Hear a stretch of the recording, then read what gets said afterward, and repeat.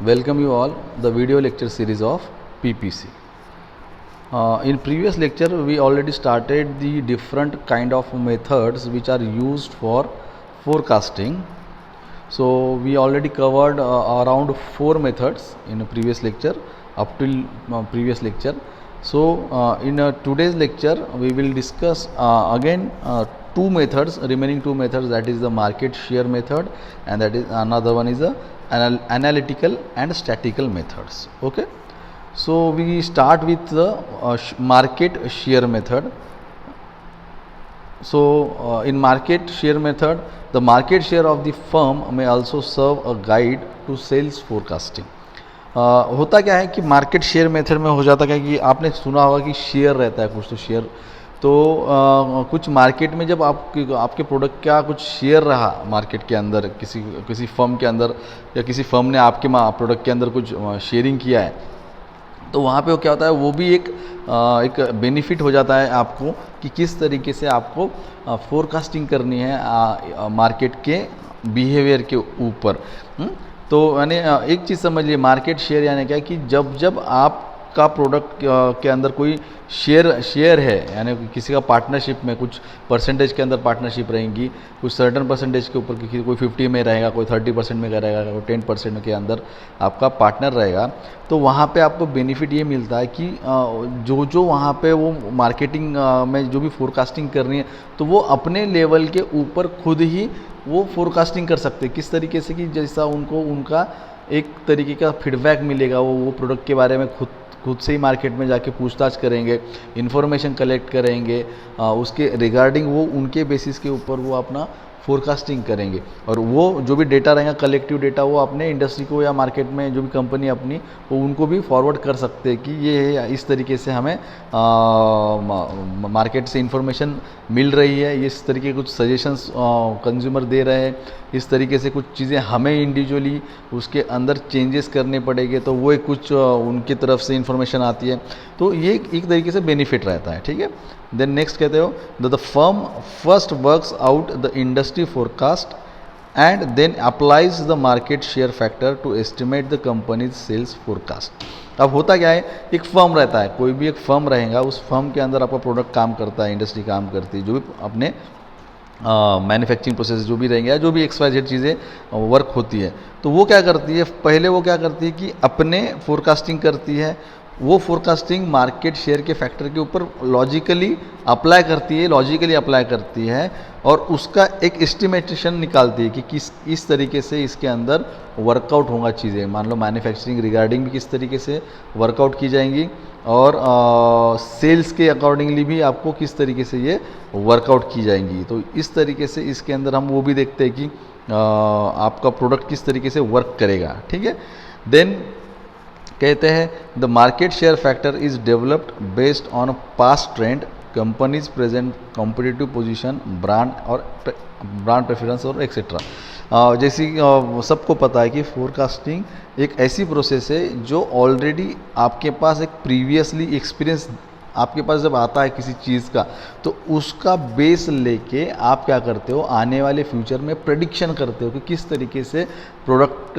का बिहेवियर रहेगा, मार्केट किस तरीके से बिहेव करेगा, उस मार्केट के अंदर क्या कम ज़्यादा चेंजेस होंगे, क्या नहीं होंगे, वो हमें देखना है और उसका लॉजिक लगा के हमें आगे फ्यूचर में अपना एक्शन प्लान बनाना है। तो शेयर जो भी है मार्केट शेयर फैक्टर भी यही आपको एक बेनिफिट देता है कि आप उस जो आपके पास पास्ट एक्सपीरियंस उसको भी डेवलप कर सकते हैं आप, यानी पास्ट एक्सपीरियंस को आप डेवलप कैसे कर सकते हो कि फॉर एग्जांपल आपके पास पास्ट एक्सपीरियंस है, यानी कुछ डेटा है, कुछ कलेक्टिव डेटा है, तो उस कलेक्टिव डेटा को जब आपको स्टडी करनी है तो आपके पास कुछ मेथड्स होने चाहिए, अलग अलग मेथड्स होने चाहिए। तो क्या हो जाता है, मोस्टली प्रीवियस जो डेटा रहता है कलेक्टिव डेटा, वो जब वो स्टडी की जाती है तो उसमें बहुत सारी चीज़ें मिस हो जाती है, किसी चीज़ के ऊपर ज़्यादा फोकस किया जाता है, किसी चीज़ को ज़्यादा इम्पोर्टेंस नहीं दिया जाता, तो वहाँ पे आप एक कुछ सिस्टम या कुछ इस तरीके से टूल डेवलप कर सकते हो कि जो आपके पास पास्ट एक्सपीरियंस का डेटा है, उस डेटा की जब स्टडी करते जाओगे आप तो एक ईच एंड एवरी पॉइंट उसके अंदर कवर हो जाए और वहाँ पे आप उसके ऊपर हर चीज़ को फोकस में लाके हर एक बारीक चीज़ का इम्पोर्टेंस देख सकते हो और उस इम्पोर्टेंस का फ़ायदा आपको अपने आने वाले फोरकास्टिंग में करने को हेल्प हो जाती है। तो ये भी एक बहुत इंपॉर्टेंट चीज़ है कि मार्केट शेयर में ये भी चीज़ें होती हैं। Then such a conversion of industry forecast into company sale forecast requires considerable expertise. यानी जब जब आप कोई भी इंडस्ट्री का फोरकास्टिंग होता है और उसको हमको एंड में मान लो सेल करना है प्रोडक्ट का आपका, तो आप क्या करते हो, इंडस्ट्री पहले फोरकास्ट करती है कि मेरा इस तरीके से मैन्युफैक्चरिंग होना चाहिए, मेरा इस तरीके से प्रोसेसिंग होना चाहिए, मेरे पास इस तरीके से मशीनरीज होनी चाहिए, मैन पावर कुछ सर्टन टाइप की होने चाहिए। तो ये इंडस्ट्री ने एक एस्टिमेशन या एक फोरकास्टिंग किया है। अब वही जब रियलिटी में जब आएगा तो मान लो कि जब मैन्युफैक्चरिंग कंप्लीट हो जाएगा, प्रोडक्ट आपका मैन्युफैक्चर होके रेडी हो जाएगा, तो उसके बाद उसको रियल में जब हमको सेलिंग करनी है, जहाँ पे भी सेलिंग करनी है, तो वो सेलिंग को आपको कुछ कंसीडरेशन करने पड़ेंगे। उस कंसीडरेशन को आपको माइंड में रख के उस पॉइंट के ऊपर ज़्यादा फोकस करके आपको अपना फिनिश गुड प्रोडक्ट किस तरीके से मार्केट में उतारना है, किस तरीके से उसको सेल करना है, ये सिर्फ एक एक्सपर्ट ही करता है। उसकी एक्सपर्ट की राय लेके ही आप कर सकते हो। तो शेयर मार्केट फैक्टर जो है आपका, यानी शेयर मार्केट शेयर बोलो या शेयर मार्केट फैक्टर जो बोलेगा, तो वो इस मेथड में आपको एक बेनिफिट ऐसा देता है कि जब जब आप रियलिटी में उसको जो भी प्लान किया है उसको रियलिटी में जब आप एग्जीक्यूट करने की वक्त आएगा लॉजिकली भी, तो वहाँ पे आपको एक एक्सपर्ट राय दे सकता है किस तरीके से कि आपका जब भी मार्केट में कोई शेयर है प्रोडक्ट का, तो वो उतना ही मालिकाना हक रहेगा उसका, तो वो उतना ही आपको हेल्प कर सकता है कि आपको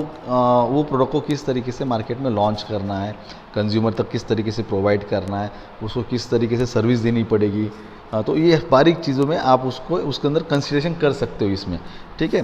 the firm must correctly appraise it market standing, brand image, market share and strength and weakness as compare to the competitors in the industry. अगर अगर आपने स्टार्टिंग टू एंड तक सारे मेथड्स अगर देखे होंगे, तो सब मेथड में एक चीज़ कॉमन है कि हमेशा आपको आपके कॉम्पिटिटर के बारे में स्टडी करनी है, ऑलवेज। तो वो स्टडी करते समय आपके दिमाग में क्या पॉइंट्स रखने हैं आपको, तो वो हर एक मेथड में थोड़े से उसके ऊपर ज़्यादा फोकस किया गया है। हर एक मेथड में ये बोला गया है कि आपको कॉम्पिटिटर की तो स्टडी करनी ही है, लेकिन किस मेथड के अंदर किस पॉइंट को ज़्यादा फोकस करना है। तो जैसी मार्केट शेयर मेथड के अंदर उन्होंने कहा है कि आपको फोकस क्या करना है कि ब्रांड इमेज किस तरीके से सामने वाले की, उसका मार्केट में किस तरीके से उसका प्रोडक्ट लॉन्च किया गया है या मार्केट में उसकी डिमांड किस तरीके से है, उसके रिव्यूज़ किस तरीके से, वो आपको कंसीडर करने पड़ेगी, उसकी स्टडी करनी पड़ेगी। उस मार्केट का स्ट्रेंथ क्या है, उस मार्केट के अंदर उस प्रोडक्ट का स्ट्रेंथ क्या है, उस मार्केट में उस स्ट्रेंथ का वीकनेस क्या है, वो भी आपको देखना पड़ेगा, वो भी आपको टोटली फोकस में लाके उस पर स्टडी करनी पड़ेगी। तब जाके आपको आपके कॉम्पिटिटर के बारे में जब आप शेयर मार्केट या मार्केट शेयर मेथड को यूज़ करते हो, कंसीडर करते हो, तो तब जाके आपको इस पॉइंट ऑफ व्यू के ऊपर आपको आपका फोरकास्टिंग करने के लिए सर्टन पॉइंट्स आपके सामने इस्टेब्लिश हो जाते हैं, डेवलप हो जाएंगे। तो आप उसको क्या कर सकते हो कि उस चीज़ों को आप अप्लाई कर सकते हो, ठीक है। It must correctly assess it's competitor plans, policies and activities. यानी जब आपके पास ये कॉम्पिटिटर्स का जब भी आप मार्केट में जाके सर्वे करते हो, स्टडी करते हो, जो भी डेटा आपके पास अवेलेबल हो जाता है, उसके बाद आप कुछ पॉलिसीज़ भी आप यानी उस कॉम्पिटिटर्स की भी पॉलिसीज़ को आप स्टडी कर सकते हो। आपको समझ में आ जाता है कि इनकी पॉलिसीज़ किस तरीके से रहेंगी, इनके प्लान्स क्या है फ्यूचर में, ये किस तरीके से चीज़ों को चेंज करने वाले होंगे या नहीं होंगे, तो उनके पास प्लान्स कितने हैं, प्लान ए है, बी है, सी है, जितने के भी उनके प्लान्स रहेंगे वो प्लान्स भी आपको और एक्टिविटीज़ भी आपको उसकी समझ में आ जाती है, ठीक है। Then only the market share factor and therefore the sales forecast arrived at by this method will have a good degree of reliability। तो होता क्या है कि जब भी आप एंड रिजल्ट जो भी आएगा आपको, तो एंड रिजल्ट में क्या हो जाता है कि जब भी आप कोई सर्वे करते हो, कोई स्टडी करते हो, कोई भी एक डेटा आपके पास जब आ जाता है, तो मार्केट शेयर मेथड के अकॉर्डिंगली अगर हम देखेंगे तो इसके अंदर जब आप कॉम्पिटिटर का प्रॉपर मेथड या डेटा आपके पास जब कलेक्टिव आ जाता है, तो आप उसके ऊपर जब स्टडी करते हो तो आपको एक जो रिलायबल फोरकास्टिंग करनी रहती है, तो वो फोरकास्टिंग आपकी ऑब्वियस रिलायबल हो जाती है, उसके ऊपर आप भरोसा रख सकते हो कि किस तरीके से मुझे फोरकास्टिंग करनी है और किस तरीके से मुझे फोरकास्टिंग होगी मेरी, ठीक है ना। तो ये हो गया आपका मार्केट शेयर मेथड में। अब हम देखते हैं आखिरी मेथड जो है एनालिटिकल एंड स्टैटिकल मेथड्स। अब ये जो मेथड्स है मोस्टली ये मेथड्स थोड़े से मैथमेटिकल टाइप के मेथड्स है। इसके अंदर मैथमेटिकली ज़्यादा फोकस किया जाता है। कुछ फॉर्मूलेज होते हैं, कुछ ट्रेंड्स होते हैं, तो कुछ एजम्पशंस होते हैं, कुछ थ्योरीज होती है, तो उसका कंसिडरेशन करके हम फोरकास्टिंग कर सकते हैं फ्यूचर का, किस तरीके से आपका प्रोडक्ट लॉन्च करना है, किस तरीके से मैन्युफैक्चरिंग करना है। तो ये थियोरेटिकल मैथमेटिकल मॉडलिंग के ऊपर बेस्ड रहता है। तो उसके अंदर एग्जैक्टली होता क्या है वो देखेंगे। A wide variety of analytical and statistical methods are available for forecasting the sales of an enterprise. The firm can choose the most appropriate one depending on its forecasting needs. अब इसमें होता क्या है कि ये मेथड आपको एक benefit देती है, एक स्ट्रेंथ देती है कि आपको जब कोई भी फोरकास्टिंग करनी है तो आपको फोरकास्टिंग करते समय कुछ अप्रोप्रिएट यानी एक पॉइंट के ऊपर डिपेंडेंट रह के आपको फोरकास्टिंग करनी है, और वो पॉइंट क्या रहेगा वो आपको वो फाइंड आउट करने में ये मेथड आपको हेल्प करेगी कि उस अप्रोप्रिएट एक जो पॉइंट आप फोकस में लाने वाले हो वो पॉइंट के बारे में रिगार्डिंग जो भी आपको स्टडी करनी है, जो भी आपको मान लो फॉर एग्जांपल अगर आपने फोरकास्टिंग की है और फोरकास्टिंग आपने इस बेसिस पे की कि मुझे कस्टमर के रिगार्डिंग मुझे प्रोडक्ट करना है, बनाना है और उसको वो लॉन्च करना है मार्केट में, तो आपको फिर वो कस्टमर के ऊपर ही फोकस करना है इस एनालिटिकल और स्टैटिकल मेथड के अंदर। तो वो आपको डिटेल में स्टडी करके मिलेगा कि आपको जब कस्टमर के बारे में स्टडी करनी तो आपको कौन से पॉइंट्स कंसीडर करने, कौन से पॉइंट्स नहीं कंसीडर नहीं करने, और जब आप करोगे तो उसमें मैथमेटिकली आपको किस तरीके से हेल्प होगी कि किस तरीके से आप कस्टमर्स के नीड क्या है, फिर उसका माइंडसेट क्या रहेगा, उसको फिर हम क्या चीज़ें अगर देंगे तो उनका माइंड डाइवर्ट हो सकता है, या कौन सी चीज़ें वो एक्सेप्टेबल है, कौन सी चीज़ें उनको एक्सेप्टेबल नहीं रहेगी। तो ये सब चीज़ें आपको उसके अंदर मिलेगी। By personal judgements if supplemented by the statical and quantitative method the accuracy of sale forecast can be increased. यानी क्या हो जाता है कि कभी भी आप फोरकास्टिंग करते हैं तो ये कोई भी एक इंडिविजुअल का ही जजमेंट रहता है, थॉट रहता है, पास्ट एक्सपीरियंस रहता है, तो वो फोरकास्टिंग करता है, या कोई ग्रुप ऑफ पीपल रहेंगे वो उनका पास्ट एक्सपीरियंस, उनका खुद का जजमेंट लेते हैं, वो खुद का लॉजिक्स लगाते हैं और उसके बेस के ऊपर वो फोरकास्टिंग करते हैं। तो यहाँ पे भी उन्होंने क्या कहा है कि जब आप खुद का जजमेंट लगाते हो और कुछ स्टैटिकल और क्वांटिटेटिव मेथड अगर आपके पास अप्लाई कर रहे हो, यानी जैसे मैंने कहा था कि मैथमेटिकली मॉडलिंग का कुछ यूज़ कर रहे हो आप, तो वो अगर यूज़ करोगे तो आपको आपकी एक्यूरेसी बढ़ाने का चांस मिलता है आपके फोरकास्टिंग के अंदर। अब एक्यूरेसी बढ़ाना इन फोरकास्टिंग यानी क्या कि जो भी आप फोरकास्टिंग कर रहे होते हो वो एटलीस्ट नियर अबाउट आप जो प्रिडिक्शन कर रहे हैं तो वो प्रिडिक्शन सही में हो। मान लो आपने बोल दिया कि मेरा 2 साल के बाद नियर अबाउट मेरे 10,000 कंज्यूमर बन जाएंगे, तो मुझे 10,000 कंज्यूमर बनने के लिए क्या करना पड़ेगा और मेरे प्रोडक्ट का मैन्युफैक्चरिंग उस लेवल का होगा या नहीं होगा। तो उसके लिए जो भी आप प्लानिंग करोगे उसके लिए कुछ मैथमेटिकल मॉडलिंग या कुछ क्वांटिटेटिव मेथड्स यूज़ करोगे तो वो आपको उसकी एक्यूरेसी ज़्यादा चांसेस दे सकता है कि आपका रियल में 2 साल के बाद उतने 10,000 कंज्यूमर बने और 10,000 प्रोडक्ट्स आपके बेचे जाए।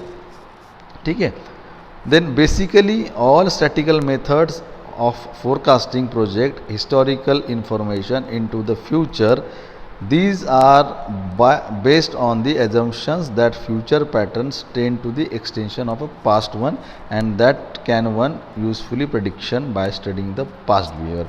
एज यूजल जैसे मैंने कहा था कि हर एक मेथड में कोई भी फोरकास्टिंग आप करते हो तो फोरकास्टिंग का एकदम बेसिक रूल है कि आपको आपका पास्ट एक्सपीरियंस मस्ट है, उसके साथ स्टडी मटेरियल के लिए जो भी डेटा कलेक्टिव आपके पास है उसको स्टडी करके उसके ऊपर आपके खुद के लॉजिक्स लगा के एजम्पशंस लगा के आपको फोरकास्टिंग करना है। तो वो फोरकास्टिंग ही आपको हेल्प करती है कि किस तरीके से आपका प्रोडक्ट स्टैंड करेगा मार्केट के अंदर। तो बस उस चीज़ को और हेल्प करने के लिए एनालिटिकल और स्टैटिकल मेथड जो है वो अप्लाई अगर करोगे तो वो आपकी एक्यूरेसी की लेवल थोड़ी सी बढ़ा सकता है, वो उसके चांसेस बढ़ जाते हैं। ठीक है। देन अब थोड़ा डिटेल में देखते हैं कि एग्जैक्टली स्टैटिकल मेथड क्या है। अब स्टैटिकल मेथड यानी क्या, एक्स्ट्रापोलेशन मेथड यानी सेल्स ट्रेंड एनालिसिस। अब इसमें क्या होता है कि कोई भी मेथड यानी कोई भी मैथमेटिकल मॉडलिंग का मेथड अगर हम यूज़ करते हैं तो उसका पीछे एक ही मोटो रहता है कि हमें एनालिसिस करना है। अब एनालिसिस करना है यानी क्या, कि कौन सी चीज़ें अच्छी है और कौन सी चीज़ें बुरी है या हो रही है। निगेटिव पॉजिटिव पॉइंट्स उसके अंदर देखने पड़ते हैं, रॉन्ग राइट पॉइंट्स भी उसके अंदर देखने पड़ते हैं, और वो उसको हम एनालिसिस करते हैं कि जिसकी वजह से आपकी एक्यूरेसी लेवल बढ़ जाती है। जब भी कहीं भी देखो, आप कोई भी चीज़ का एनालिसिस जब करना स्टार्ट कर देते हो, एनालिसिस करना यानी उसका थोड़ा डीप स्टडी करना, उसका एडवांटेजेस निकालना, उसके डिसएडवांटेजेस निकालना, ये खुद के जजमेंट के ऊपर रहता है। किस तरीके से आप उसको फाइंड आउट करते हो, किस तरीके से उसको आप एग्जीक्यूट करते हो, एलेबोरेट करते हो, तो उसके बाद आपको समझ में आता है कि पॉइंट कि यस ये प्रोडक्ट में ये खामियां है और इस प्रोडक्ट के अंदर ये डिसएडवांटेजेस है, तो ये प्रोडक्ट कितना रिलायबल रहेगा मार्केट में और कितना यूज़फुल रहेगा कंज्यूमर को। तो वो एक चीज़ आपको इस सेल्स ट्रेंड एनालिसिस के अंदर समझ में आएंगी। In this method the firm uses its own record of a past several years to estimate the future sales.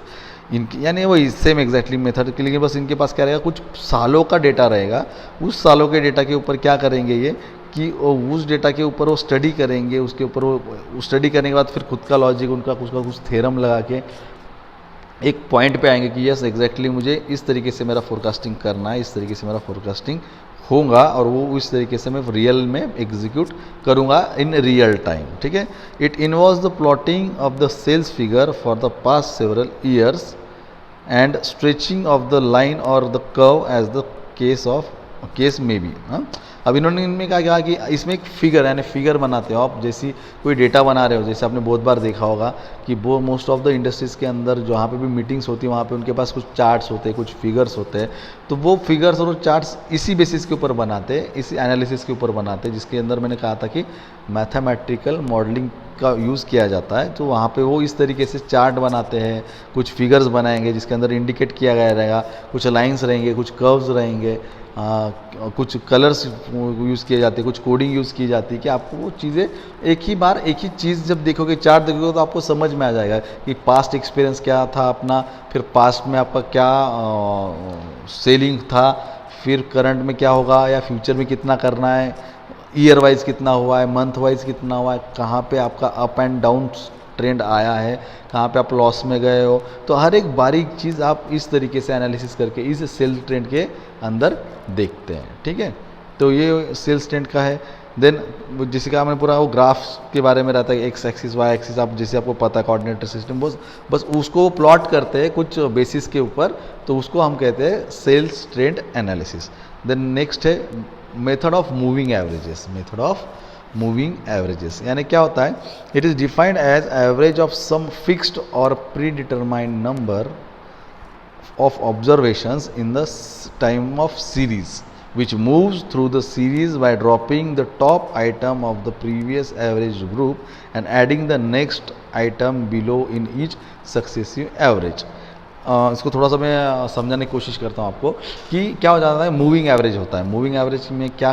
रहता है, कुछ चीज़ें आपकी जो रहेंगी वो फिक्स रहेंगी, यानी जो आप ऑब्जर्वेशन करते हो उस ऑब्जर्वेशन के बेसिस के ऊपर आप क्या करते हो, कुछ नंबर लेते हो, कुछ नंबर यानी रिगार्डिंग मान लो कि आपने कितना प्रोडक्ट बेचने वाले हो, तो उसे एक नंबर आप क्या करते हो, एजम्पशन कर लेते हो कि हाँ इतना मैंने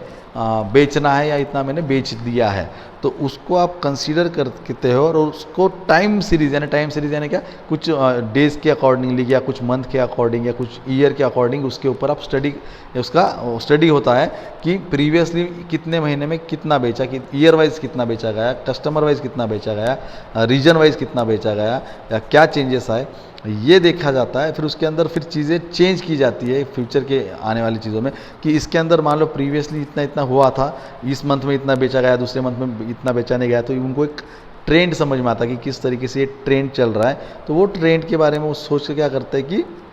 अब मुझे इंपॉर्टेंट चीज़ें कुछ ऐड करनी है इसके अंदर, तो वो करेंगे, अगर इंपॉर्टेंट चीज़ें नहीं है तो हम उसके अंदर से उसको निकाल देंगे। तो इस तरीके से कुछ मूविंग एवरेज रहता है कि जो चीज़ें फिक्स रहेंगी उसके अंदर नंबर, बस उस नंबर के अंदर हमें क्या करना है, हल्का सा चेंज करना है, इसलिए उसको हम मूविंग एवरेज कहते हैं। इसलिए उसका नाम क्या है, मूविंग एवरेज, यानी फिक्स्ड कुछ नंबर्स है वो तो फिक्स रहने वाले, बस उसके अंदर कुछ हल्के से चीज़ें ऐड करनी है, हल्की सी चीज़ें रिमूव करनी है, उसको हम कहते हैं मूविंग एवरेज। ठीक है। The calculations depend upon the period to be odd और even. In case of odd periods generally 3 years, 5 years, 7 years and 9 years periods are taken. ठीक है, तो यानी इन्होंने यही कहा है कि यहाँ पे कि जब भी आपको कुछ ईयर वाइज अगर आप कुछ डेटा आपको स्टडी करना है तो आप क्या करते हो मूविंग एवरेज के ऊपर कि आप इवन और ऑड के अकॉर्डिंगली काम करते हो. तो मान लो आपको 10 साल का आपके पास रिकॉर्ड है तो आप 10 साल का रिकॉर्ड में किस तरीके से काम करते हो, इवन ईयर ले लेंगे, यानी 1 2 इवन, सॉरी इवन कह रहा हूँ मैं, ऑड पीरियड ले लेंगे, ईयर लेंगे जिसमें 3 5 7 इस तरीके से उसके ऊपर स्टडी की जाती है कि तीसरे साल में क्या आपके साथ हुआ, 5वें साल में क्या हुआ, 7वें साल में क्या हुआ, किस तरीके से मार्केट में ट्रेंड था, प्रोडक्ट किस तरीके से था, तो आने वाले भी उस ईयर में किस तरीके से होगा. तो ये आपको हेल्प करता है कैलकुलेटेड पार्ट देखे कि किस तरीके से आपका ये मेथड वर्क करेगा. ठीक है, तो इसके अंदर कुछ ज़्यादा इतना है नहीं, बस इतना ही है कि इसको मूविंग एवरेज के ऊपर चलता है. तो इस मूविंग एवरेज के ऊपर ही हमें चेक करना है कि किस तरीके से काम करता है क्या नहीं. इसके कुछ एडवांटेजेस दिए कि this method provides a simple and good estimate, जैसे कहा था कि and the process of averaging lessens influence of the fluctuations. Disadvantages कुछ दिए क्योंकि इसके अंदर records of the demand data have to be written over a fairly long period, यानी किसी के भी ऊपर हम डिपेंडेंट नहीं रह सकते कि लॉन्ग पीरियड तक हम उसके डेटा के ऊपर डिपेंडेंट नहीं रह सकते. चॉइस जो रहेंगी इसके अंदर की थोड़ी सी डिफ़िकल्ट रहती है आपकी कि आपको कौन सा पीरियड आपको आपका चॉइस करना है आपको, कि जिसमें कहा था कि इवन और ऑड का आपको क्या देखना है ऐसा. तो ये चीज़ें इसके अंदर है. तो इस तरीके से आपके ये मेथड थे. तो इस मेथड के अंदर बहुत सारी चीज़ें इस तरीके से थी. ठीक है, तो मुझे लगता है कि आज के लेक्चर में हम इतना ही देखेंगे, नेक्स्ट लेक्चर में हम नेक्स्ट बिट देखेंगे. Thank you.